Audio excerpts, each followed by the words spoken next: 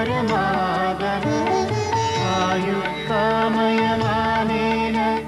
धर्मार्थ सुख साधनम् आयुर्वेदोपदेशेषु विधेः परमादर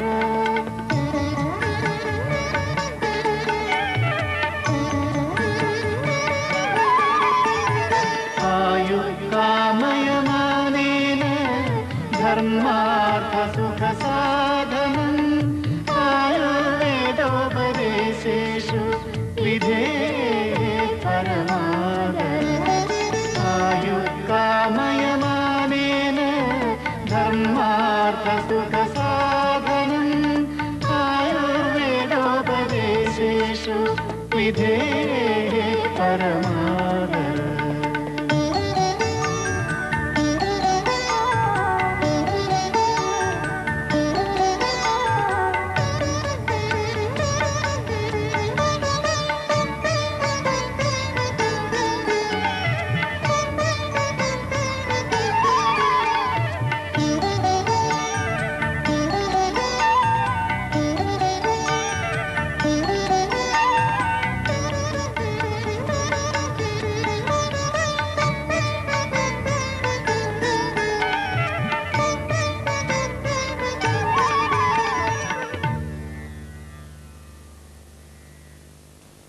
Ayurveda is a part of our great Vedic heritage, and it's one of the most ancient sciences of health and healing. Through this serial, it's our humble effort to carry the message of Ayurveda to your homes and hearts. I hope and pray that we will have your blessings for this great venture.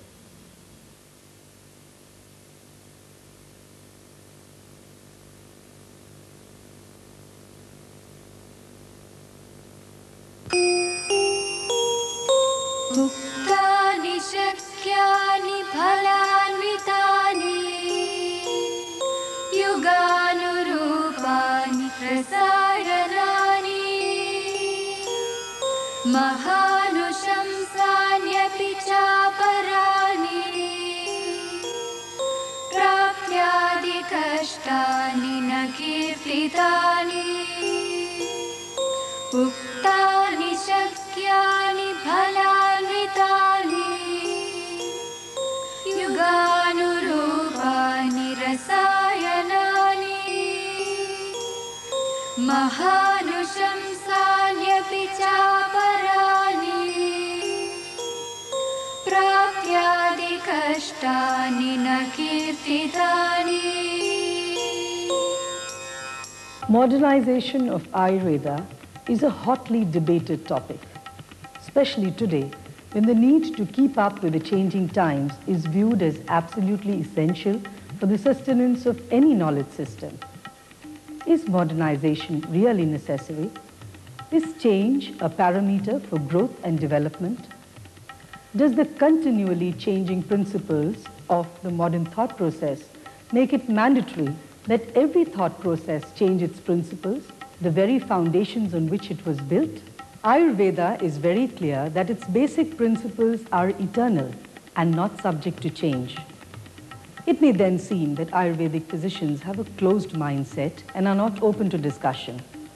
But let us give them a chance to express their opinions, as their views reflect an opposite trend. Their basis of contention is that when our principles, which have withstood the test of time and work effectively even today without any problem whatsoever, what is the need for a change? Or then, give us another alternative, which is as all-encompassing and comprehensive in its coverage of the operating principles of the universe as the existing foundation of Ayurveda. We have always felt that matter is continuously getting refined, The matter that is stone, it goes through so many living beings, and then gradually it's evolved and rarefied and reaches the higher level of energy. So that is why we say our culture is also much more holistic than modern. We don't look at problems as isolated events. So this is for the gradual evolution. Our purpose is not simply to cure the disease, but to set back that flow of life.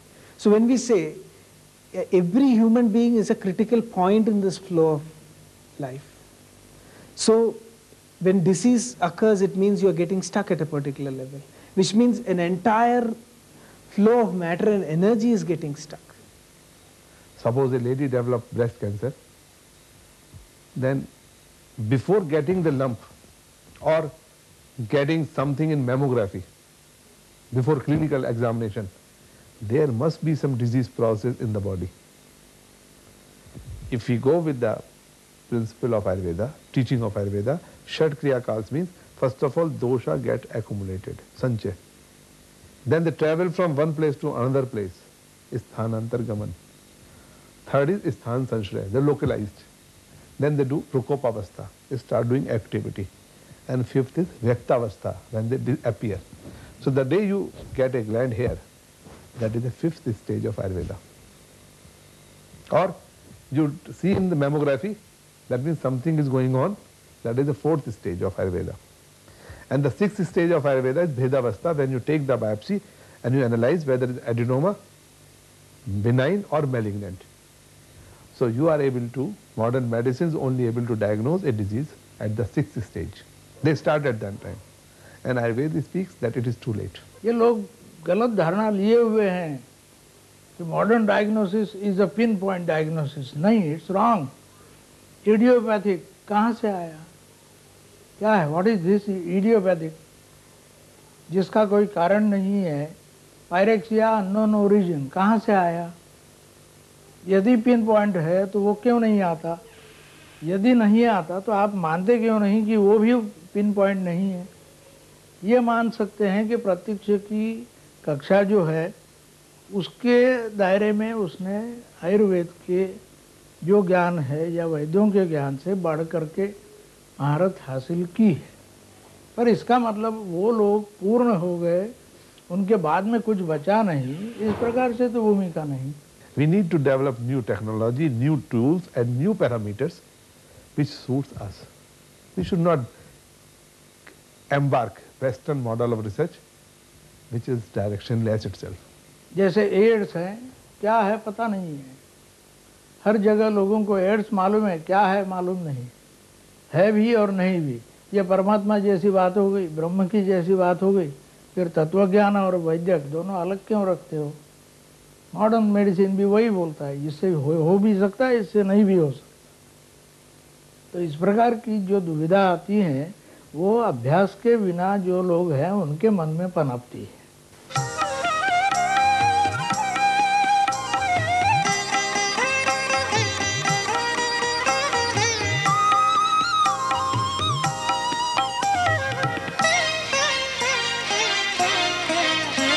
निखण्डुना विना वैद्यो विद्वान् व्याकरणं विना.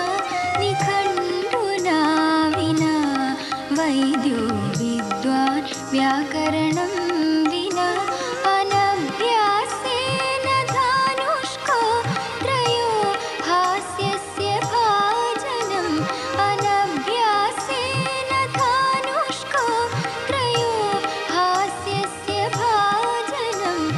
त्रयो हास्यस्य भाजनम्. I am not for industrializing the science, because this science has been in vogue for the last so many thousands of years and people have benefited. And almost all those herbs, if it could be used in its pure form, can do wonders much more better than a drug that's developed in an industry. Left to me, I would say it's more important to develop individual Vaidyas who could practice medicine at home in simple form as it was done in ancient days, so that a poor man of India today, we have 70% below poverty line in this country, and they cannot afford to buy Chyawanprash or buy costly medications prepared by companies like our own company, I would say. I did a study 2 years ago on the total global patents on herbal, about 4,000 and odd, using the Derwent Pharmaceutical Index, which is the largest database on pharmaceutical in the world. And what did I find?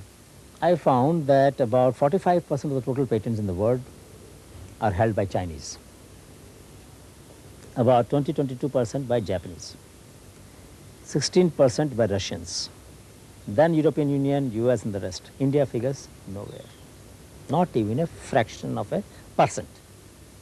So much about the inventiveness of Indian Ayurvedic industry, number one. Number two, first 100 patents were owned by individuals, not firms, individuals, which means this is one area where individuals can make a difference. Classical music,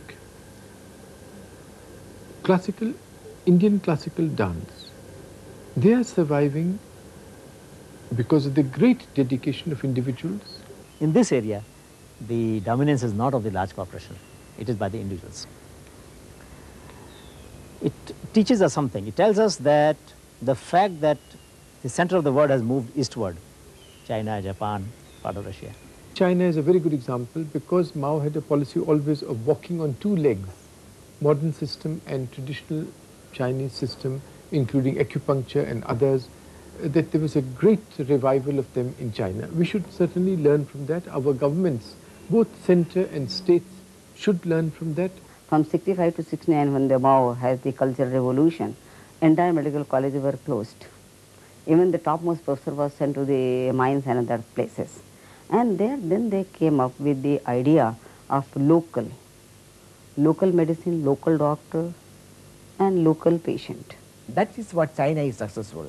They finally found out which are the essential plant, quantified it, then they said the sustained supply of that drug should be made available. There they applied science, identify the right plant. Ayurvedic system is also a way of life. And I think the Ayurvedic industry has not invested enough in educating society at large about the relationship between Ayurvedic drugs and Ayurvedic philosophy about way of life and relationship with nature. We are trying to popularize Ayurvedic drugs also as allopathic products, where you take a pill and then forget about the rest and it works. It does work in many cases. But to have this philosophy reinstituted in our society and globally, I think what some of the Indians have done abroad is far more than what Indians have done in India. You know, Deepak Chopra and many others have made a name for themselves by selling the philosophy in the West. But in our own society, any student of our education system from class 1 to graduation would not read anything in any lesson, in any class about Ayurvedic philosophy. From the very childhood, partly especially because our system of education is by rote. So we are really drilling into the child only what Mao used to call scraps of knowledge picked up from the dung heap of textbooks written abroad. European history, the 30 years war between England and France, what was happening in such and such a date, who was the king, what's the use? And our own history, our own culture, we just don't acquaint ourselves with. Anybody who does it, we say communal, or we charge him and put him on the defensive. Deshe deshe yojana dvadashanti bhinnanyahu dravyanamani loke deshe deshe yojana dvadashanti bhinnanyahu dravyanamani loke. We are going through a great transition period where on the one hand we have been evolving along the lines of modern civilization. We have reached almost the climax.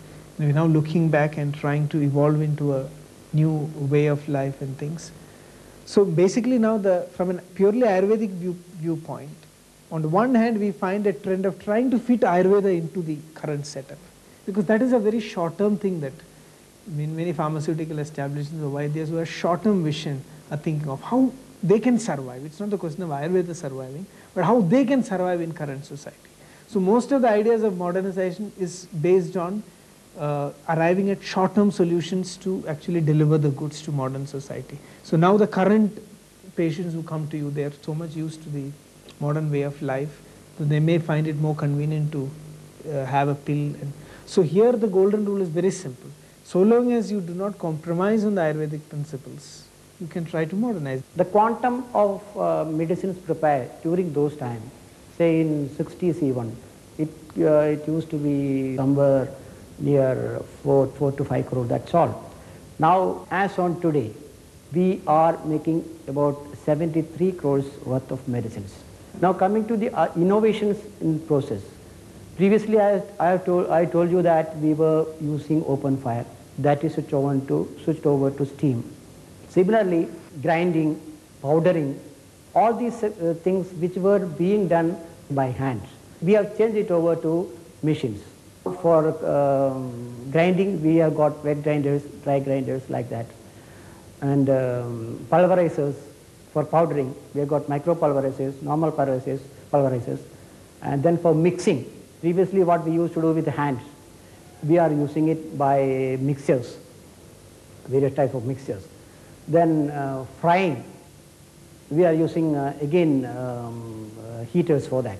So such things have come, and filling the medicines in bottles and lehems in bottles. Previously what we used to do by hands, we are doing it by automatic machines. We use volumetric filling in the bottles. So it is more accurate than what we do with the hands. So these are the innovative measures. One of the reason of our development is this mechanization. We should not have a cross view to this.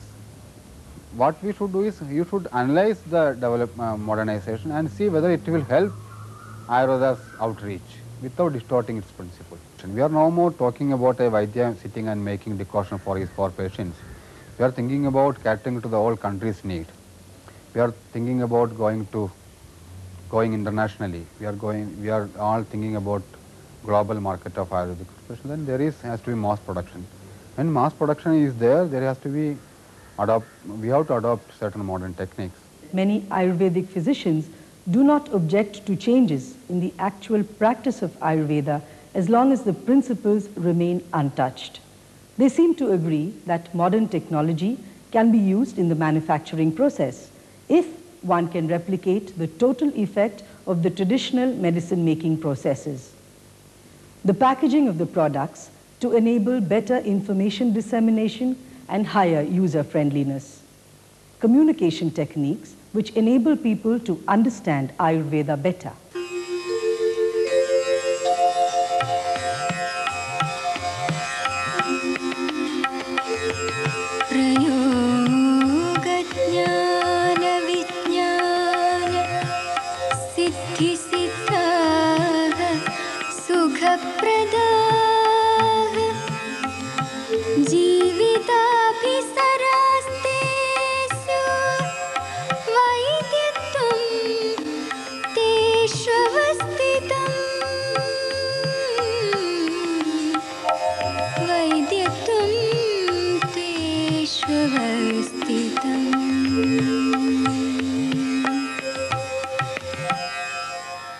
Thus the debate goes on, to modernize or not to modernize.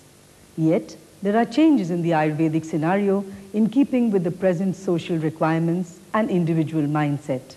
But let us remember that ultimately, if the best interests of the patient are being served, then that is all that matters, whether modernization is there or not. Here, the best interests of the patient is the quality of treatment and the cost factor, which is very important if more people are to benefit from Ayurveda. In the last 2 episodes, we have presented current trends and how some of them will affect the practice of Ayurveda. In the next episode, let us have a look at the growth of Ayurveda globally and how many initiatives in different parts of the globe are actually helping in the development and propagation of Ayurveda. Thus, we present the great revival next week. Please revert to us with your valuable comments about our serial. Write to us at Ayurveda, PB number 7102, Trichy Road, Coimbatore 641045, or email us at ayurveda@vsnl.com. Brahma Prithvayusho Vedam Prajapati ब्रह्मास्मृत्वायुषो वेदम् प्रजापतिमजीगृहतो अश्विनौ तौ सहस्राक्षं सोऽत्रिपुत्रादिकान् मुनिन् ते अग्निवेशादिकां तेदु पृथक् चन्द्राणि ते निरे ते अग्निवेशादिकां तेदु पृथक् चन्द्राणि ते निरे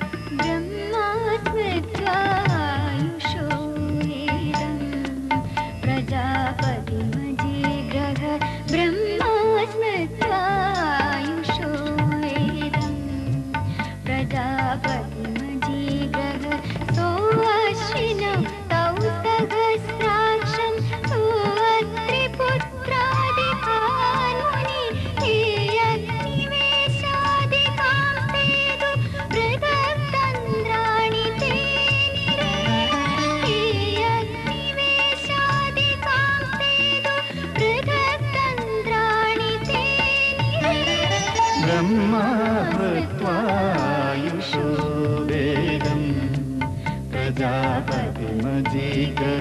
ब्रह्मास्मृत्वायुषो वेदम् प्रजापतिमजीगः